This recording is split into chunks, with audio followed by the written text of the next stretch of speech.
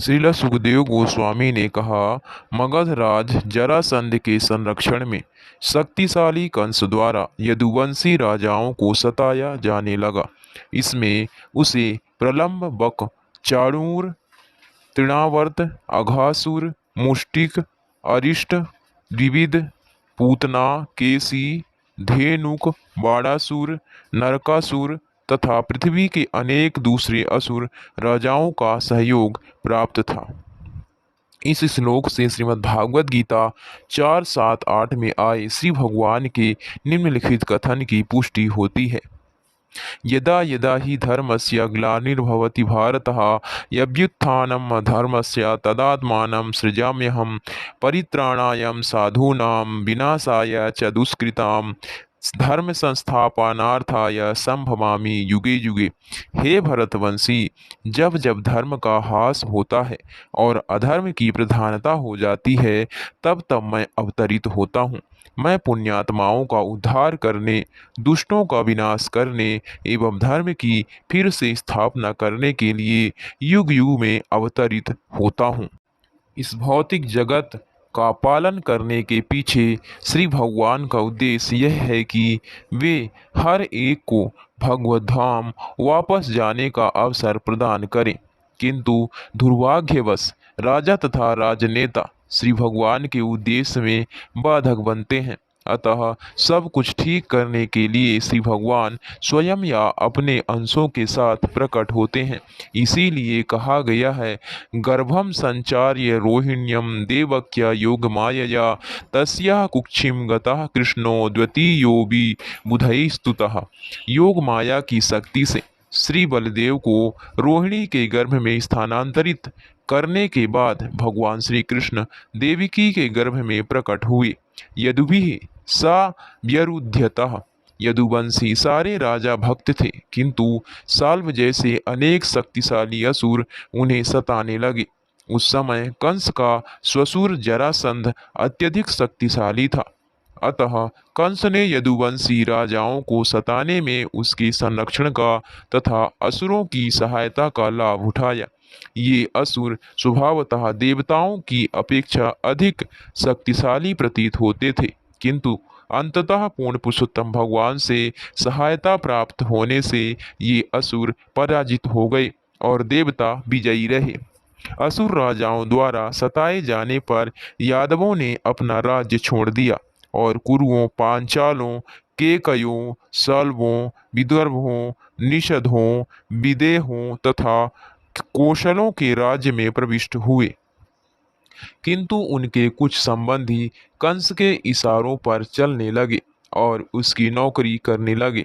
जब उग्रसेन का पुत्र कंस देवकी के 6 पुत्रों का वध कर चुका, तो देवकी के गर्भ में भगवान श्री कृष्ण का श्वास प्रविष्ट हुआ, जिससे उसमें कभी आनंद की तो कभी दुख की वृद्धि होती। यह श्वास महान मुनियों द्वारा अनंत नाम से जाना जाता है और भगवान श्री कृष्ण के द्वितीय चतुर्व्यूह से संबंधित है। कुछ प्रमुख भक्तगण यथा अक्रूर कंस के साथ उसकी तुष्टि के लिए रहे। ऐसा उन्होंने कई उद्देश्यों से किया। उन सब को आशा थी कि कंस द्वारा देवकी के अन्य पुत्रों के वध के पश्चात 8वें पुत्र के रूप में श्री भगवान प्रकट होंगे। अतः वे उत्सुकता पूर्वक उनके प्राकट्य की प्रतीक्षा करने लगे। कंस के साथ रहने से वे पूर्ण पुरुषोत्तम भगवान को जन्म लेते तथा बाल लीलाएं करते देख सकेंगे और बाद में अक्रूर भगवान श्री कृष्ण तथा श्री बलराम को वृंदावन से मथुरा ले जाने के लिए जाएंगे। शब्द महत्वपूर्ण है क्योंकि यह सूचित करता है कि कुछ भक्त कंस के पास इसीलिए रुकना चाहते थे कि वे श्री भगवान की इन सब लीलाओं को देख सकें।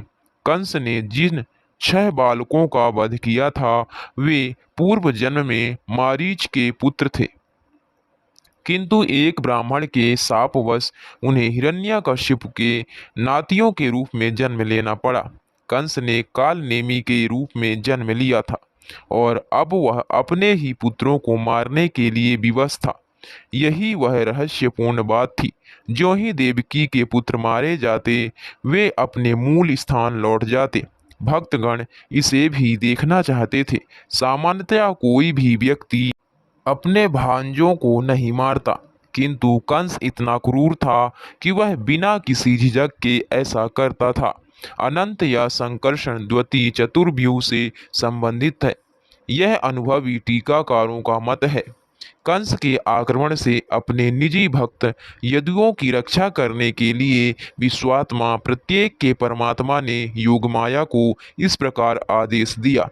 श्रील सनातन गोस्वामी ने भगवान अपि विश्वात्मा विदित्वाम कंसजम भयम की टीका इस प्रकार की है। भगवान स्वयं श्री कृष्ण है।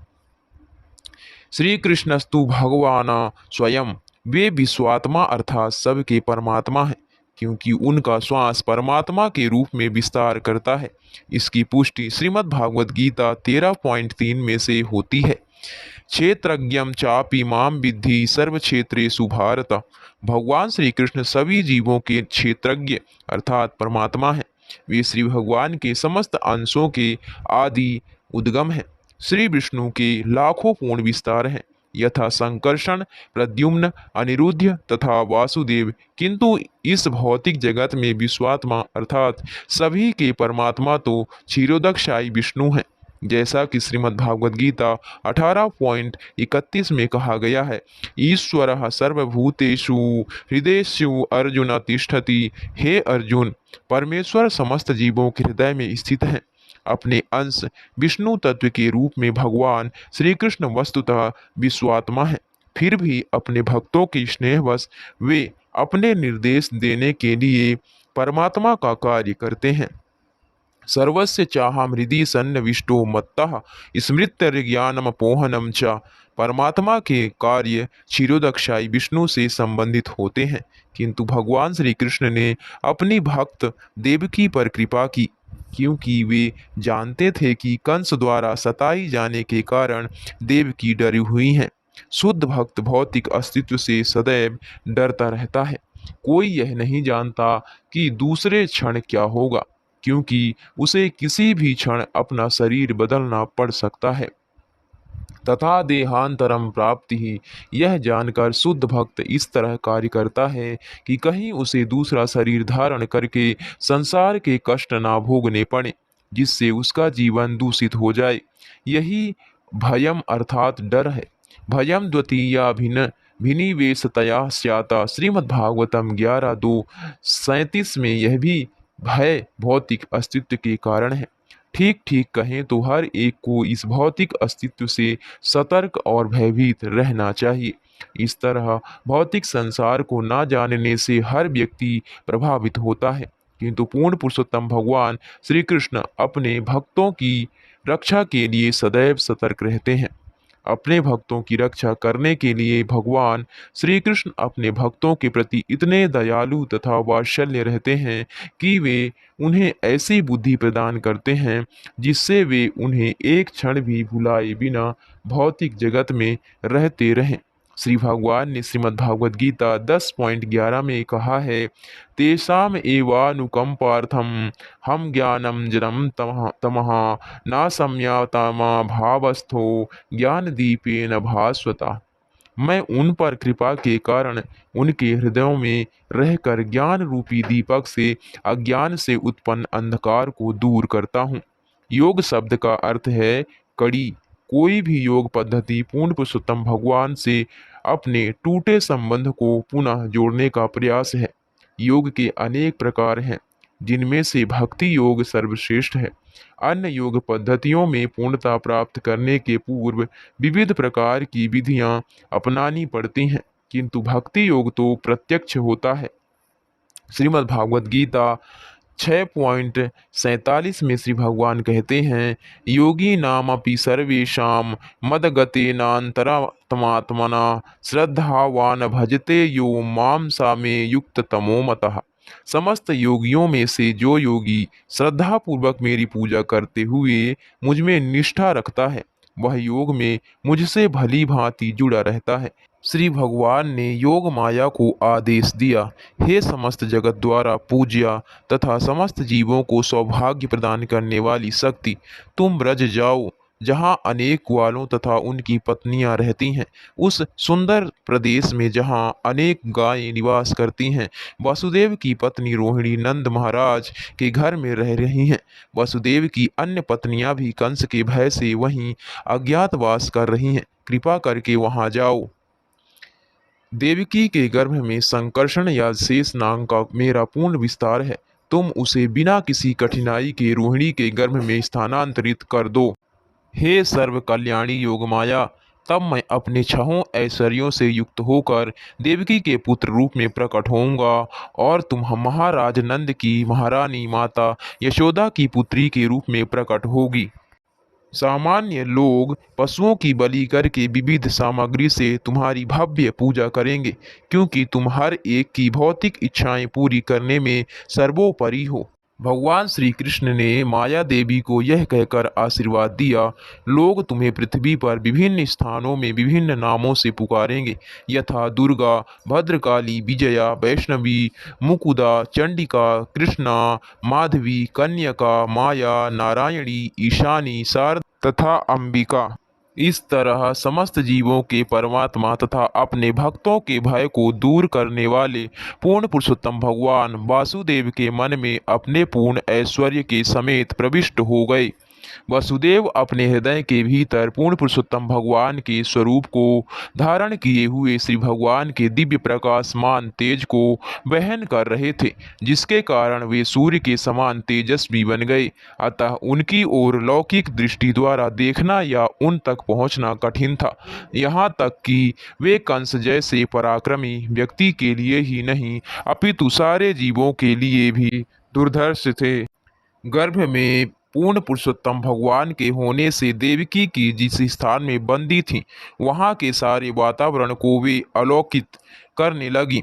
उसे प्रसन्न, शुद्ध तथा हंसमुख देखकर कंस ने सोचा, इसके भीतर स्थित पूर्ण पुरुषोत्तम भगवान श्री विष्णु अब मेरा वध करेंगे।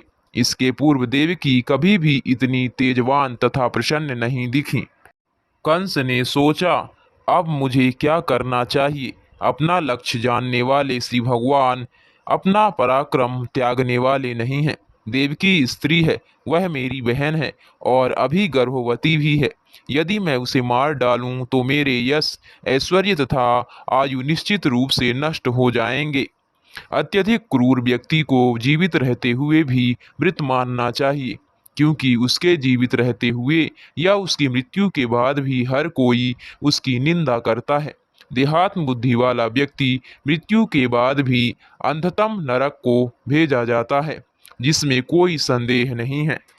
श्रील सुखदेव गोस्वामी ने कहा, इस तरह विचार करते हुए कंस यद्यपि पूर्ण पुरुषोत्तम भगवान के प्रति शत्रुता बनाए रखने के लिए दृढ़ था, किंतु अपनी बहन का जघन्य वध करने से कतराता रहा। उसने श्री भगवान के जन्म लेने तक प्रतीक्षा करने और तब जो आवश्यक हो करने का निश्चय किया।